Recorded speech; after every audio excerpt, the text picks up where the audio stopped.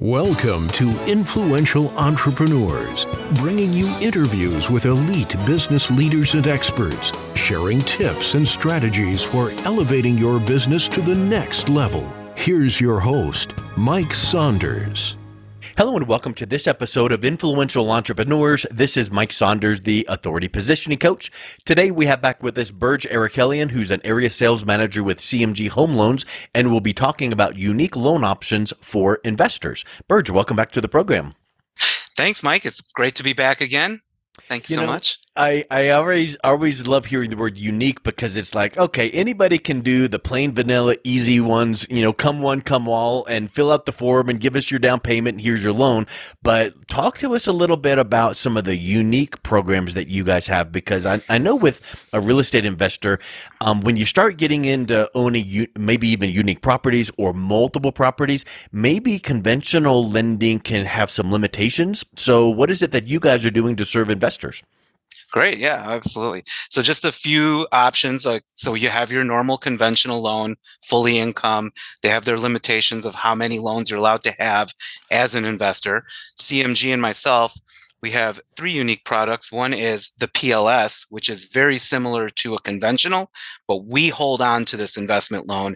We allow you to get as many properties as you want. So you can go over 10, and it has a better interest rate and pricing than the conventional version of it. We also have what's called let me ask you a question on that. What does PLS stand for? It's a product limited supply of, it's like our unique product. Like your own little in-house product. Well, yes. I always like to use word pictures, and I literally was talking to someone earlier today, and I said, wow, it sounds like you're like the guide going through the jungle, swinging the machete, helping people get through and navigate through, and he goes, oh my word, I use that example all the time. So I love using examples, but I want to use the one of like the seesaw.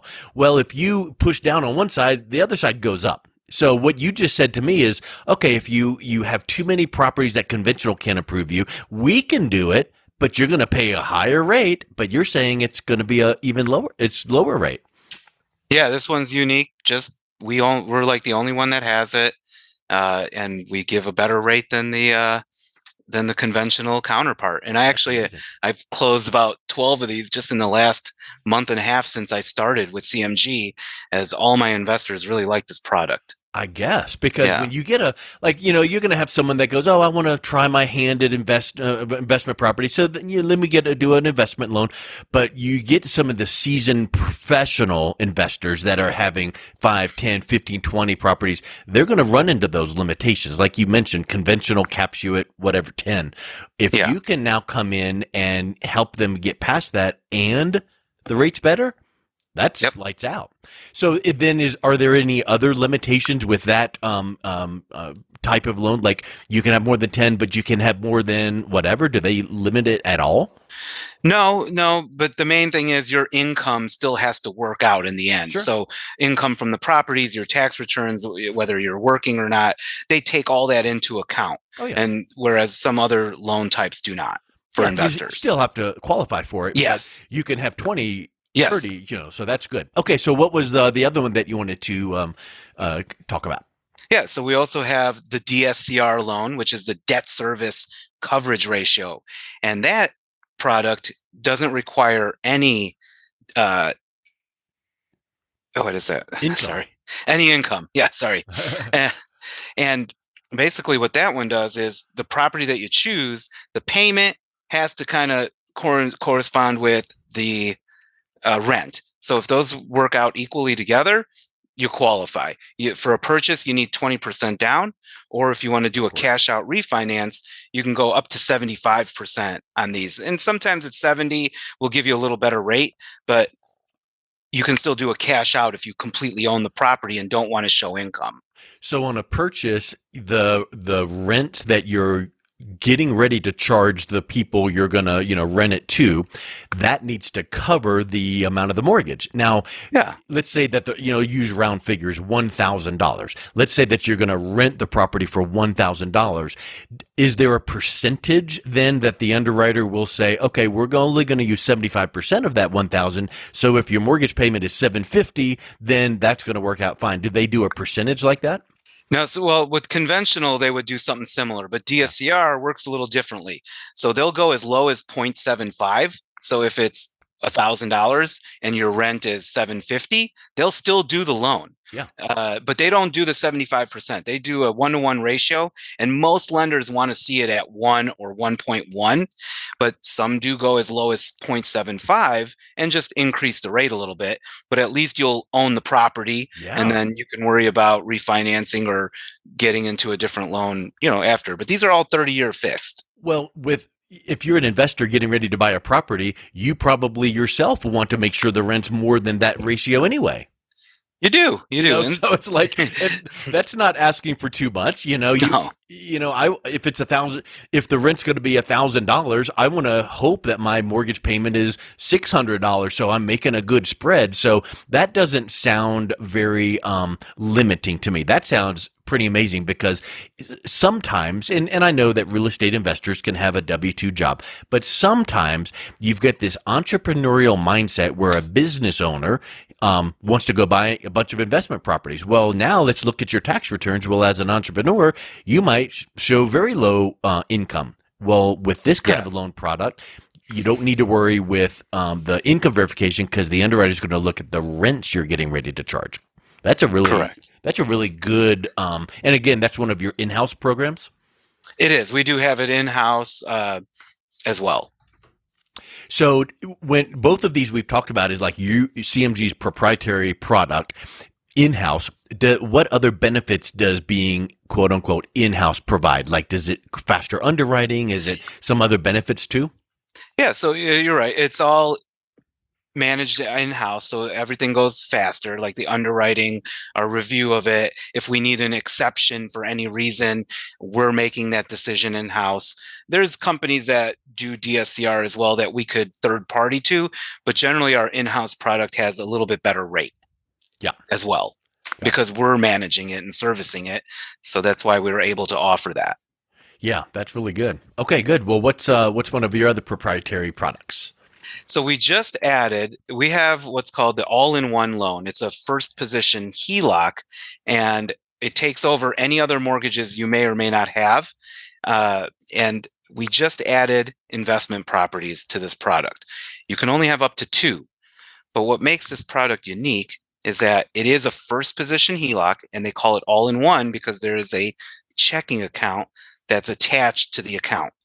So for instance, if you purchase a investment property for $500,000 and you put 20% down, you have a loan amount of $400,000. So they'll give you this first position HELOC at $400,000. And then as you pay this down, your position still stays at $400,000. So over time, as you're gaining equity in the home or on your loan, you still could take money out up to $400,000. You have this checking account that helps offset interest. So what happens is, say you have $100,000 sitting in Wells Fargo, making you zero, basically. Yeah, really. You can essentially put that $100,000 into the checking account.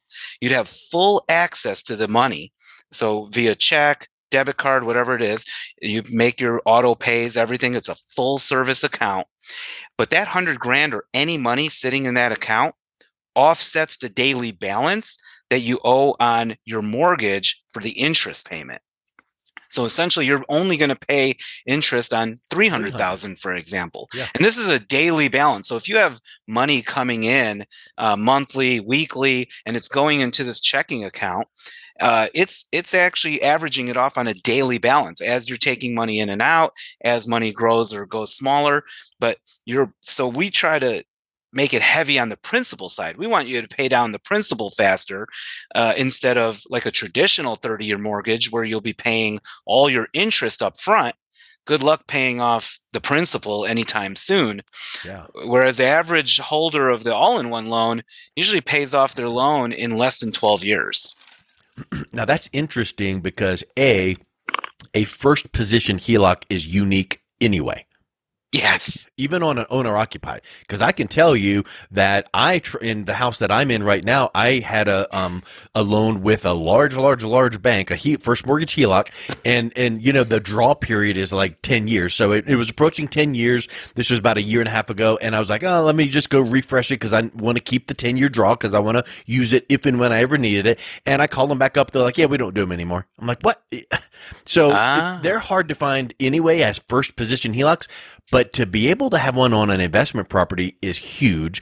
Secondly, the strategy you're describing to me, working with a lot of financial planners, I think will be really interested in hearing about this, because when you put the pencil to like numbers and you go, okay, whatever bank out there that you have in this example, 100,000 with, you got it sitting, earning very, very low money, and you don't have it in the market, because you want it in a liquid account, like a savings account for whatever your reason is. Why not park it in this product? And in reality, that's offsetting whatever the interest rate is on that investment property loan. So you're getting more bang for your buck. But then what if you're like, oh, I need 30,000 for home improvements? You got it. You got it. Yeah. So even if, say, you have a $2 million property and you say you got a $500,000 balance on your current 30-year fixed, you could take this out up to like 70%, for example, or just say we could do $1 million loan. Now you refinanced your 500,000, you have access to another 500,000.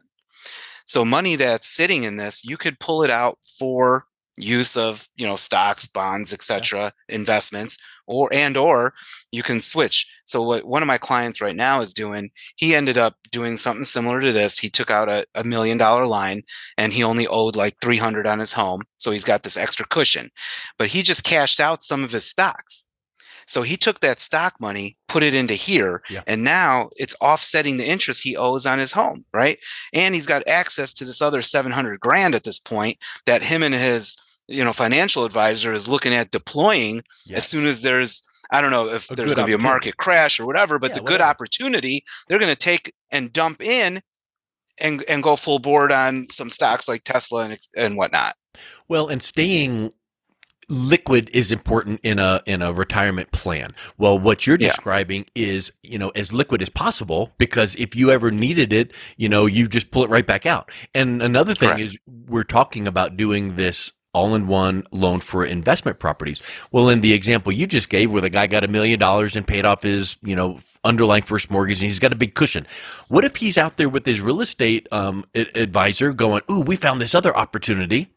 Well, now, maybe I'm off base, so correct me if I'm wrong, but now your client becomes a cash buyer. They don't need to go, put an offer in on the next investment property and say, okay, we need 45 days to. They can write a check off of their all-in-one loan and buy that next property as cash, and that puts them in a much better position to maybe get chosen if it's a hot property. Yeah, they can use it. They can basically write a check to buy a property in cash, and if they need that money back, we can come in and on the other property the next day, we can do what's called a delayed refinance, which gives you a cash out up to 75% of the cash you just paid on a property, and it would still be counted like a purchase loan almost when it comes to the terms instead of a cash out. And see, in that scenario, you then are like a mover and a shaker. Like as an example, we were talking about how some people that have more than 10 properties need your other loan, where it can be more, your in-house loan. This now is really powerful, because if you have an investor that's got some of that cushion and they want to buy another property and another property, they might benefit a lot from write that check out of the cushion. They're the cash buyer, but then they still want that cushion, because now here's this other property they bought, for cash in reality, because they pulled it off of their all-in-one loan. Well, let's go ahead and open up that equity and open up that cushion, and you just do the all-in-one loan on the new property they just got. Well, in reality, if you're able to have that little, window of opportunity where your underwriters treat it like a delayed purchase, you get the benefit of being that quick cash buyer, but then we're going to put that all-in-one on the new property as well, and now you just keep your options open. Yeah. Yes. Yeah, I like to look at myself sometimes as like a personal wealth advisor. 90% of the millionaires in the United States, or in the world actually, are made through real estate. And I think when people are working with the right team, they start to understand that, and they're driven to want to do it because they understand what we can offer them. Some people just buy a house and think, this is my traditional 30-year mortgage, this is all I can do, and they sit back and they work for the rest of their life, and that's it. Whereas Well, investors are different. They 100%. And keep I going. think people, you said the word understand, and that's really powerful because people need to be educated. And I'll tell you that I was talking to someone a few months ago, and they were saying, "Oh yeah, my house is free and clear, and I can just walk in and get $100,000 anytime." I'm like, "Oh, you have a line of credit in your house?" They're like, "No." I said, "So you don't have any mortgage at all?" "No, not at all. It's paid off." I said, you have to go beg the bank for accessing your own home equity. You got to pay money for closing costs. This is not an easy process." So people don't understand. They think I've worked hard to pay my house off. Good. Well, get that line of credit on there. Well, in this scenario, you could have this first mortgage, HELOC, home equity line of credit, one loan, and start paying down extra if you wanted to pay down extra. But then what if you're like, "Oh, I need to reaccess it"? You just write a check. Yeah. It keeps your options open. It keeps you flexible. And it could be a lot of opportunities. It could be an investment opportunity for real estate. And too many times, I think, again, markets change, but there might be something where some, real estate partner that you're working with goes, "Look, this thing is not even on the market yet. I just heard about it from my buddy. Come by and take a look at it." And if you're that cash buyer, boy, you might be the one getting it, whereas it might be a fight if you let it go on the market. So I just think that this one product here has so much potential. It does. I personally have been selling it to a lot of my investors and growing just through that.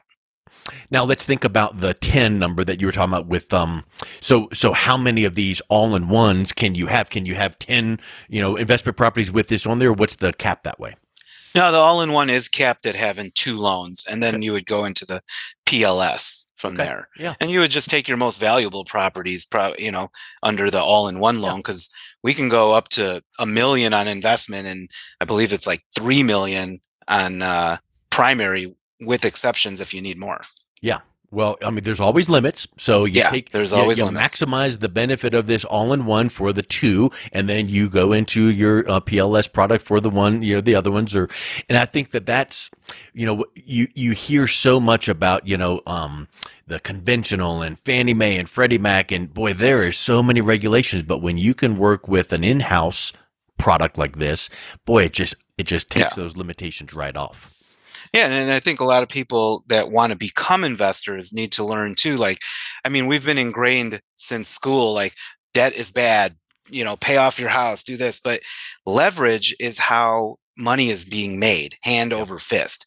So when you have a paid off, say, primary home, and you're just going to work every day and not thinking about how you can make more money, the leverage of that is exponential, and they're not taking advantage of it because no one's showing them or telling them or offering advice. Whereas when they work with the right team, that advice is given to them, and then they understand how to, game the system basically.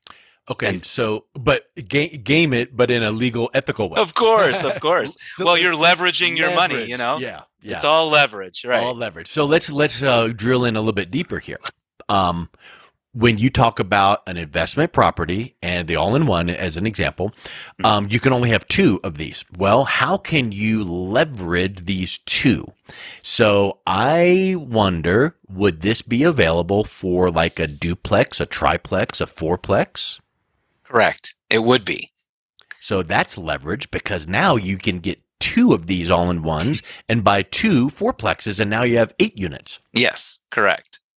As long as you're up to $1 million on the loan amount. Yeah, exactly. Yeah.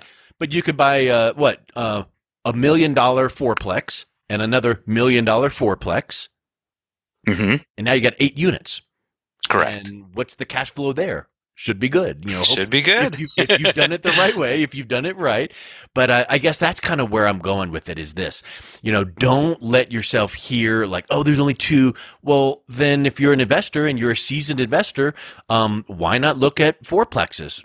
Like I literally was today talking to a guy that runs like a private equity fund, and he finds these deals for people that are like 300 unit storage facilities. Oh, yeah, nice. Things like that. And I know that's a whole different type of a product than or a property than what you have. But he says, here's the deal: if it's 200 unit apartment building, it's just a few more zeros or a few more units.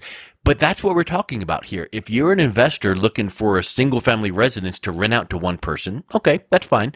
But why not do a fourplex and rent it to four people? Yeah. And use the all-in-one for that property, as long as it's, the line can be 1 million. So what are some of the ways that you're seeing your investors? You said you've done 10 or 12 of these recently. What are some of the ways that they're buying the investment properties? So I had one individual, he took a HELOC on his, actually not the first position HELOC, he went with a second on his primary. Of like 500,000, and then he used that money to go buy 7 more properties using my PLS loan. But I also got him the HELOC. He just didn't want the all-in-one because his first position on his home was at like 2.5, which I got him anyway. When the rates were low, I slid him in, and he was so happy about the 2.65 or something I got him. But so now, so I've, through teaching and kind of understanding, and I brought the deal to him as well, and he was able to leverage his home, go buy more properties, and he's like on track now. He's all excited and wants to get another 3, and then eventually get to 100 is what he says. Which is insane. But at the same time, it makes sense, because when he, in 10 years or 20 years, he'll be done, and then he's creating generational wealth, because now his children have stuff that they're going to inherit, and they'll be off in a better position. And we also you think about the tax deductibility of real estate, and we huge. won't get into numbers because talk to your CPA, but there's the benefit of owning real estate for the tax deduction. There's the benefit of owning real estate for the cash flow, because hopefully in this example, this guy is having some nice cash flow. But then how about also, hopefully properties are going to over time get more and more in value. Maybe they'll dip a little here and there, but over time they'll increase in value. So now you talk about generational wealth. If you have the horizon of many years, 10, 20, 30 years for your family, your legacy.